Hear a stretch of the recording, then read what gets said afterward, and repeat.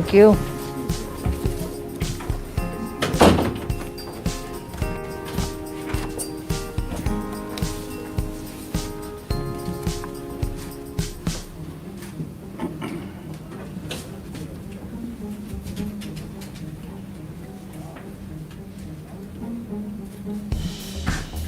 We need a little more distance. We need a little more. Good day, everyone. Thank you for joining us, those of you here and those tuned in on your various devices. Thank you very much for this opportunity to speak to you on a very important day, on very important issues. We were prevented from speaking in the Parliament, and that is why we decided we will take this opportunity outside the Parliament, because I've always said we will deal with issues inside the Parliament and outside of the Parliament, and we will do so within the boundaries of our rule of law, the Constitution, and do everything that we can to uphold and defend our democracy and the rights of our citizens. So again, thank you very much. Today I regret to announce that TNT is now officially in the hands of a dictator. And that dictator is none other than Prime Minister Rowley. After sitting in utter silence, dumbstruck it seems, Prime Minister Rowley came after the fiasco that transpired in the Parliament today to begin another rant outside of the Parliament. All of that could have been done in the Parliament if they had not illegally taken away the right of MPs and senators to speak in the Parliament. What we saw in the Parliament, can you all please understand, it's distracting? Yeah, please. Thank you very much, thank you. Are we ready then? Yeah, for the movements on, can we please? Thank you very much, thank you. What we saw in our Parliament, our seat of democracy, should horrify every citizen in our country. Today marks one of the darkest days for our democracy. Historians and our future generations will look back on this attempt to shield a president, to shield a prime minister, and to shield a dishonored former police service chairman, police service commission chairman, from what would have been robust scrutiny in the hallowed halls of our Parliament. As you would be aware by now, we were not allowed to debate the very important Section 36 constitutional motion that all 19 opposition MPs had proposed. The Rowley administration has suffocated our democracy. Every time an opposition member rose to speak, the speaker or someone, whether on her instruction or not, they shut down the mics, thereby muting, muzzling, and stopping the voices of elected representatives of the people. By doing so, they deprived not just the people viewing and listening from hearing what was taking place, but that also creates another problem. The problem will be and could be this. By doing that, the records of the Parliament, the Hansard, would be impaired. Because if they were not allowed on the mics, it will not appear on the broadcasts, which come thereafter. Well, didn't appear at the sitting and thereafter, and may present difficulties for the Hansard writers who actually write up the records of the Parliament. So in a way, you've subverted the records of the Parliament. And those records will now never reflect the truth of what happened in that House today. By preventing the people's elected representatives from speaking in the Parliament, I say the PNM has declared war on our democracy. They have declared war on our democracy. At his press conference afterwards, the Prime Minister raised 3 blatant fallacies. One, the motion being 1 page. You hear lie? That is a lie. It is not true. He said the opposition presented no facts. That is also a lie. Let me frontally rebut these fallacies. The motion, 1 pager. if the Prime Minister bothered to read the standing orders, having served in the Parliament for over 3 decades, he would know, he should know, that there is a word limit on motions before the Parliament, as according to the standing orders. So what you do, you present the grounds, you present the particulars in the motion, and then in the debate, you expand on those. That happens in a court of law. Lawyers file their pleadings. The pleadings contain the facts, the grounds, and particulars of those grounds. And then when you go to court, you make the submissions. The Parliament, by the way, is the highest court of our land. And this is it. We presented the motion as provided by standing orders, 250 words, all prepared. We were to debate the full facts and issues that arise. So, you know, it's always said it's not about the length, it's about the substance of the motion. And it was a very important constitutional matter, very substantial matter of grave, high constitutional importance that was being dealt with. Second, that we presented no facts.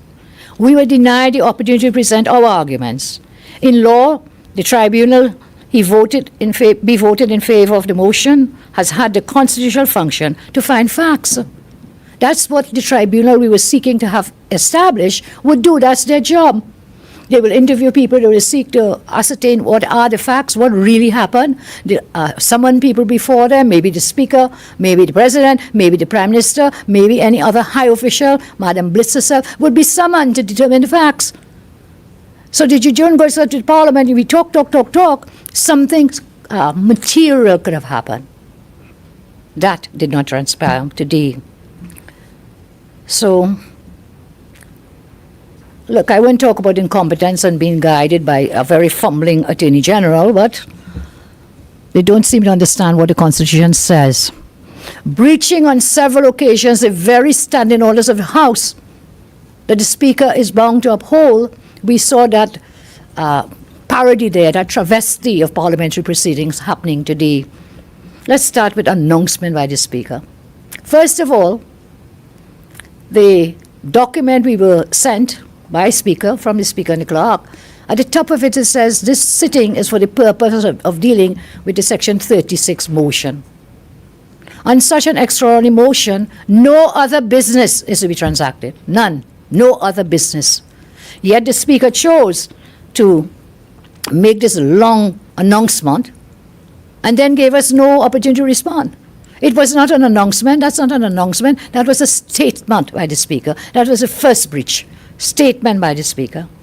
And that announcement has turned out to be a death announcement, which tells us about the death of democracy in Trinidad and Tobago. Rules were abused by this lengthy statement, disguised as an announcement, with no opportunity to rebut or reply. In spite of our strong objections, the Speaker railroaded the process, silencing the opposition. So let's look. What's the factual matrix? What has brought us here to where we are today, to this very unfortunate place? I want to say at the outset, it brings me no joy for us to have proposed this motion, to initiate the process to remove the President. I have been in Parliament for over 27 years now, and I have never seen it fit to bring such a motion of what people call impeachment of the President.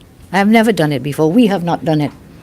And it brings me no joy, and I want to make this point, This is not about woman to woman, because there's someone trying to make it out as an issue as women versus women. This is an issue of high constitutional importance about the officers of the highest officers in the land. So let's not make a gender issue of this matter. It has to do with properly functioning high constitutional offices, and that is the only issue I have. I've said before, I have the greatest respect for the very distinguished former Justice of Appeal, who happens to be our president at the time. So let's not go there. Let's not get distracted with a gender issue. I remember, how proud I was when, as a woman, when I signed the nomination paper of retired Justice Paula Weeks to be elected the first president of our House, of our Republic. And at that time, I convinced and influenced my other members, and we co-signed that nomination paper. We were all very proud. So it brings me no joy that we are at this impasse now. Understand the office of the president is at the apex, at the very top of our constitutional structure. What does it mean? We are creatures of the Constitution under our type of democracy here, parliamentary democracy. And the structure of that is at the top of it is the office of the president.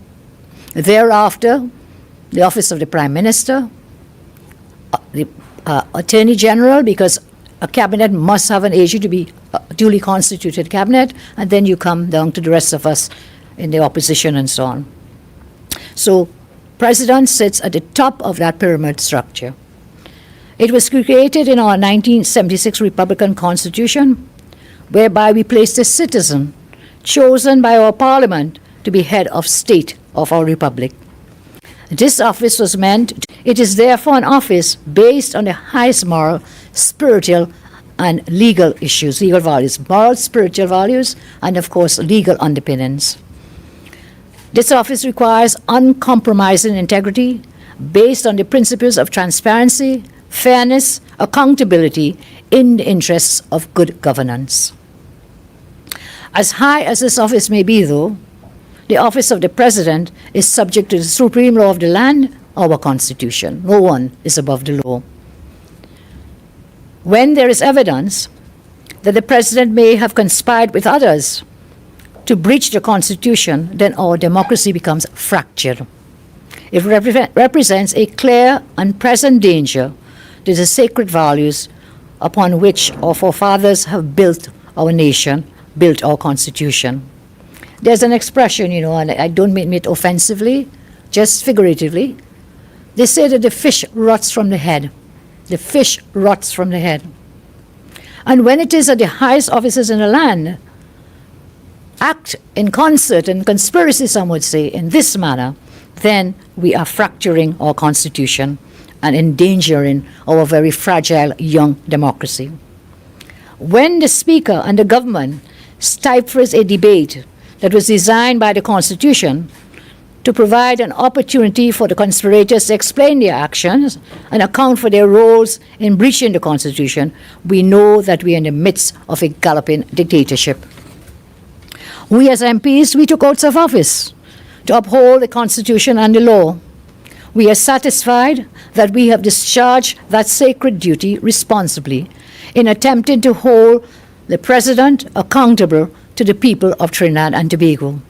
We will not allow them to sweep this conspiracy under the Parliament carpet. They fail to realize that they have lost the moral authority and constitutional legitimacy to govern. They have compromised the Parliament itself to protect their dark secrets and meetings. We had intended to subject this conspiracy to the light of the Parliament.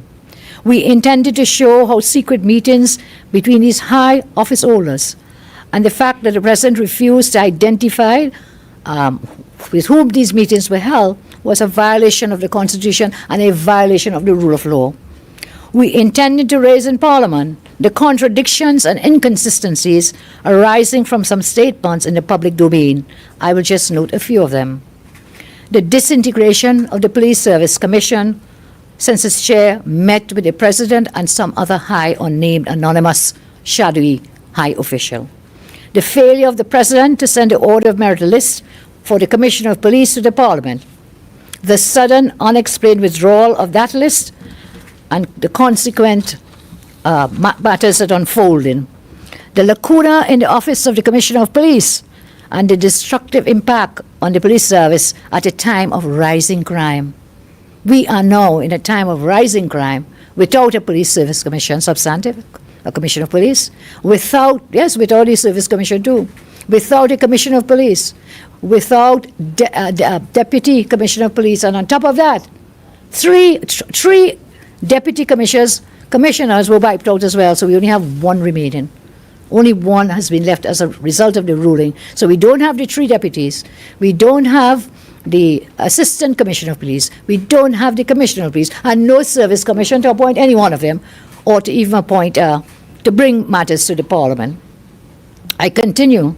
The infamous email from Roger Cable Singh to members of the Service Commission and the leak of that email.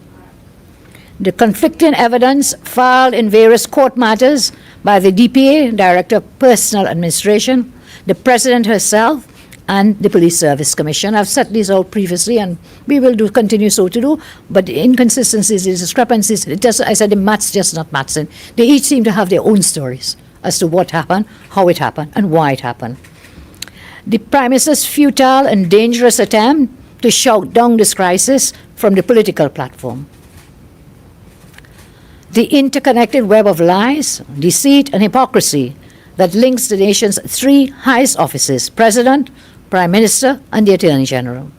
The dark secret that is at the heart of the plot to subvert the constitutionally sanctioned procedure for the appointment of a Commissioner of Police.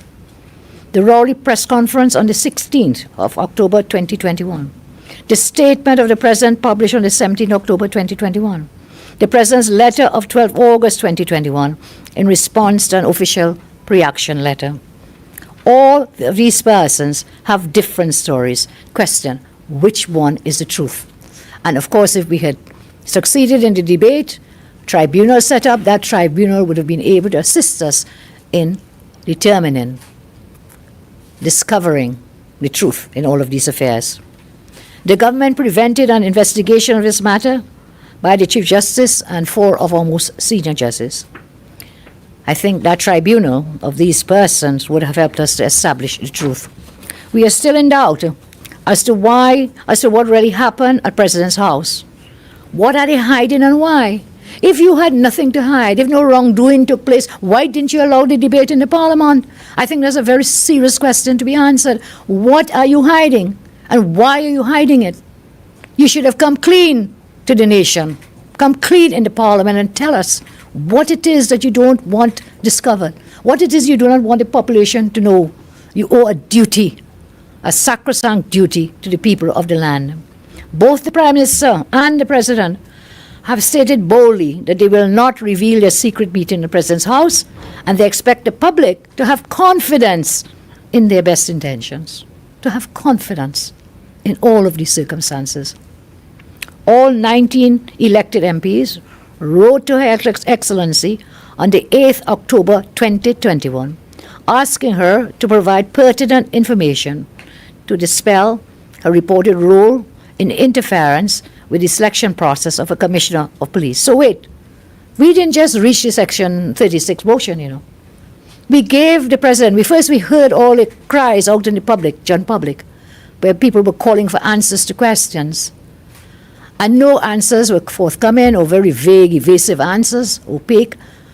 And then I said, well, let us give the President an opportunity to answer. Let's give her that. She deserves that in all fairness and justice. So we wrote to Her Excellency on the 8th October 2021, all 19 of us, asking her to give us pertinent information to dispel her reported role and that of Rowley or anyone else in this matter, in this mess with the Police Service Commission. By a delayed response, Her Excellency wrote to me on the 13th October 2021, and again, deliberately dodged the specific questions put to her regarding her involvement in the events at President's house and high public officials. So we asked these questions in writing. We got the response 13th October, and again, no answers forthcoming. None were forthcoming. And that is when, on the 14th October, we filed the Section 36 motion. So we did give that opportunity to Her Excellency. And the letter that she replied, in reply of the 13th October, ended curiously, I would say, and I quote, "If and when I decide to speak on these issues, you need not fear that it will be done using glib semantics or legal posturing. It will not be done using glib semantics or legal posturing. I will, as you advise, use simple language. If and when I decide to speak on these issues, you need not fear that it will be done using glib semantics or legal posturing. I will, as you advise, use simple language." That's how the letter ended, the response, We caucused, we discussed, the opposition MPs, we took the oath to uphold the Constitution and the law, and took the decision to use the only mechanism available to us to have a full inquiry into this matter by way of a tribunal being established to investigate the matter. That's the only mechanism in the law of our land that we have, which was a Section 36 motion, and that is where we went. A decision to trigger Section 36 of the Constitution, it is not a light decision to take. So we listened attentively to the national conversation before we took that decision. We listened to the calls from many who wanted answers, straight answers, and not more questions. Before we filed the motion, we responsibly discharged our duty to bring these matters to the population's attention. We made public appeals to those high office holders to provide answers to our citizens, questions to account for the actions, and to restore public confidence in institutions which are supposed to be independent. Unfortunately, those calls fell on deaf ears. So we wrote to her, and then the rest is now history. After writing to her for answers, receiving none of substance, we filed a Section 36 motion October 14, 2021. The provisions of Section 36 provide the only effective mechanism to hold a president to account by a tribunal seeking to establish, to find out, to discover the truth of the matter. Should we have gone the other route of an ordinary debate, which the Prime Minister, I think, suggested in Parliament, and others have been suggesting we should have gone with an ordinary motion, what is known as a substantive motion under the standing orders, what would have happened, given the traditional restrictions of such a motion? All we would have done in there is they talk, we talk, they talk, we talk, back and forth we talk, and at the end of it, nothing would happen. And so that can never be a substitute for the Section 36 mechanism, because at the end of that mechanism, should it go in a particular way, not only we talk, they talk, them talk, at the end of that would have been a tribunal, the possibility of a tribunal being established to investigate the facts and try to come to the truth. I want to repeat the point I made previously, that no amount of editorials, no amount of commentators, no amount of opinions of so-called experts can ever substitute for the Section 36 mechanism or force an unwilling president to come clean with the population. I've just explained, we talk, they talk. No amount of these things. The parliamentarians are the only person who could trigger the establishment of a tribunal to investigate. As MPs, we have done what we believe to be our duty under the Constitution. I want you to remember that the presidency is not a sacred cow, and we have moved far beyond the divine right of kings or queens, for that matter, far from that. And therefore, accountability and transparency are of vital importance in good governance. I raise the issue now. Why no debate? Why no debate?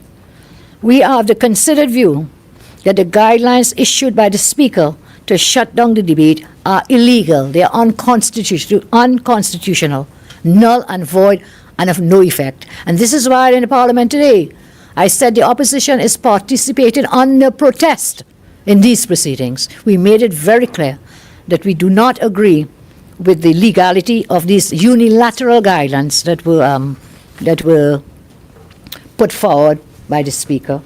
So these guidelines were put forward, as I say, formulated by the Speaker and put forward without the input of the Electoral College. And I don't want to go into too much law, but within the law, within the framework of the very Section 28 of the Constitution that the Speaker used to ground her guidance, within that very law, Section 28(4) of the Constitution says that the Electoral College shall regulate its procedure.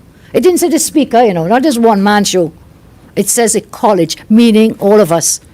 And there's a procedure for us to come to guidelines, or rules if you want to call them, for the conduct of a Section 36 motion. I said before, we have the strong opinion that the Parliament is the place for debates, and the Electoral College is the place for such a debate of Section 36. It seems that the guidelines, and therefore the Speaker, that they have forgotten the origin of the word Parliament. It comes from the French word parler, and parler means to talk, to speak. They've forgotten that, and therefore shut down and came forward with no debate. Nowhere in the Constitution says that there shall be no debate on the motion. We also said the Speaker had no authority to do a one-man job, unilaterally make any rules and guidelines for this joint sitting to prevent a debate. Speaker purported to use Section 28, and I've just explained to you what that says, to give herself the power to make guidelines for the Electoral College. Section 28 requires that any regulations made must be approved by the Electoral College. I repeat that point, not by the Speaker in a one-man show. The College must approve the regulations. I said the Speaker is wrong. I don't know who her legal advisors are, but when she was reading the statement today, or the announcement statement, whatever it was, a statement disguised as an announcement, I heard some words that pointed to our very incompetent Attorney General, reminded me of his kind of language. So I don't know who is guiding her, the Honourable Speaker. Speaker is wrong. The guidelines are ultra vires the Constitution, ultra vires all standing orders, and therefore illegal. So that whole proceeding there took place under illegal guidelines. This motion also further is not a procedural matter. That was the answer all the time. How could this be a procedural matter? You know what a procedural matter is? When the leader of government business gets up from time to time and says, I want to extend the speaking time of the Prime Minister. In one like that, there is no debate, no voting. A procedural motion is when they want to cut down the time of speaking. They get up and say, oh, COVID, your speaking time is reduced. When they want to adjourn the House before time or after time, those are procedural matters. This is not a procedural matter. How can you get it so wrong? This is a substantial constitutional motion brought under Section 36 of the Constitution. It could never be a procedural matter. Could never be a procedural matter where we are calling for the establishment of a tribunal to remove the president from office. How can that be procedural? Again, we strongly disagree with that position. To equate the process of referring the president to a tribunal cannot be equated with a privilege motion. So it's not a procedural motion, and then they're using the excuse, oh, it's like a privilege motion. A privilege motion is where we come and we say we have lost confidence. Sorry, someone has lied to the Parliament. That's a privilege motion, and that happened recently. When the Attorney General stood up and lied about me saying my family got contracts or housing or rentals or something, he was trying to justify his own over 50-plus recusals and of family members getting rentals, and said, well, okay, the member of Mr. Parry, when she was Prime Minister, they got to. He lied. Not for the first time. Lied. And we filed a privilege motion, which is, again, a motion that goes to the Speaker for adjudication. So when we file it, Speaker keeps it for a few days, reads it, and then the Speaker comes and makes a ruling without any debate. Without any debate. This clearly cannot be that kind of motion, a privilege motion. That conclusion is misguided and erroneous. Government has used on multiple occasions the majority in the House to railroad the Parliament. Recently, government had extended the speaking time of the Prime Minister to campaign during the debate for an election that he desperately wants to win, he wanted Tobago. I want you to remember, this is the same Speaker who refused to allow us to debate the COVID-19 pandemic on several occasions. Do you all remember that? On several occasions when we raised the matter for debate, no, not important. Not important. You cannot do it. Since then, we have had over 54,000 positive cases and more than 1,600 people dying from this COVID. Our condolences to families who have lost their loved ones. I read a very interesting editorial. It said that the public interest would have been better served by allowing a debate on a motion, even if there is no such law which prohibits that debate. So this editorial was saying, and some commentators think that, well, the Constitution is silent as to whether debate or no debate. Assuming, but not admitting that that is the situation, the editorial from the Express, I believe it was, says that where there is no law to prohibit the debate, public interest would have been better served by allowing the debate. I was also very interested to read the last line of that said editorial, and I quote, Presidential politics, too, is not a cloistered virtue. Presidential politics, too, is not a cloistered virtue. Furthermore, The appearance of bias and clear conflicts of interest tainted this morning's proceedings in the Red House. The Speaker's chairing of the proceedings made it a farce and a masquerade, since she herself was conflicted, as had set out before, in her previous role as AG. The Speaker was responsible for drafting the 2009 order, which was struck down by the court.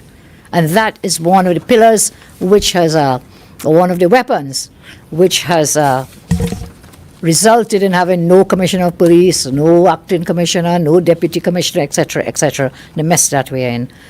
But even more worrying is the fact that independent Senator Sharice C. Prasad, sister of the disgraced chairman of the Police Service Commission, Bliss C. Prasad, this lady came bold-faced today in the Parliament. Bold-faced and in breach of the standing orders too, voted in favor of the government today against the motion. It is preposterous. You are the sister. How much closer can you be? How much more conflicted can you be? A serious conflict of interest on the part of the senator, and breach the standing orders by not declaring her interest, and then proceeded to vote. Did not declare her interest. That's my sister, you know. I must have a bias. That's what conflict of interest means. There'll be a bias. Did not declare that interest, and then proceeded to vote. How many times Faris Al-Rawi, Mr. Al-Rikus, and myself, when there were family matters before the cabinet, did what? Declared his interest and left her. How many times, Todd Young? We found that over 210 times people have recused themselves from the cabinet because of conflict of interest, and over 19 ministers have engaged in that practice, which we totally disagree with, by the way. This is not about advantaging people who can't get a hamper and can't feed their families, whilst they, as I say, left foot, right foot, dancing all the way to the bank. That's what it is. You know, the realpolitik, it is there. It's staring us in our face. It's a stark reality to come to terms with. And this lady, the goodly lady, chose not to declare her interest, stood there shamelessly, and voted in these proceedings. We all called for her repeatedly, you all would have seen, for her to state her interest and recuse herself. But some people just have no shame, none whatsoever. History will judge them. I remind you today of the maxim, justice must not only be done, but be seen to be done. Justice must not only be done, but be seen to be done. Now I come to another issue, all still related in this tangled web. Why is the Prime Minister hiding beneath the petticoats of these ladies? Why is the Prime Minister hiding behind underwear of petticoats of these ladies? Why? Why is he hiding? What do you have to hide? Why are you pushing these people? You have compromised their offices. Be man and man up. While you want to condemn me and the women and we fighting. No, it is you. You are the center of this crisis, Prime Minister. Man up to it and don't push the ladies in front of you to protect yourself. You have the president there, push her in the front to take the fall. You had the speaker now, push her in front there. Poor lady was so beleaguered today, you could see it on her face, with all the questions about the process. And where's the Prime Minister? Sitting there for over 3 hours, totally dumb. Not a word did he say. Whilst the battering that's taking place on these women, I condemn him for that. And don't come and tell me about women and bad-talking women, man. You're the last man to talk about ill-speaking women. You're the last man in this country. And I condemn you for that. And I feel so sorry for these ladies, you know. They're both brilliant in their own right, but they're being used as a shield, as shields to protect the Prime Minister and his government and his high officials. So he now hides behind the Speaker's robes, petticoat, bold-facedly tell the nation that he will never reveal the secrets of that conspiracy, what transpired, which high official. But the President too has said the same thing, hasn't she? They're not going to tell us. They will not tell us. The Prime Minister shamelessly put his women MPs, you know. I don't know if it's a new thing, you know. You know, they said, women, men, we stand together. As women, we hold up half the sky. The men hold up the other half together as the human race. Under the grace of God, that's what we are. We hold up together. Did you see what they did today? So in terms of pushing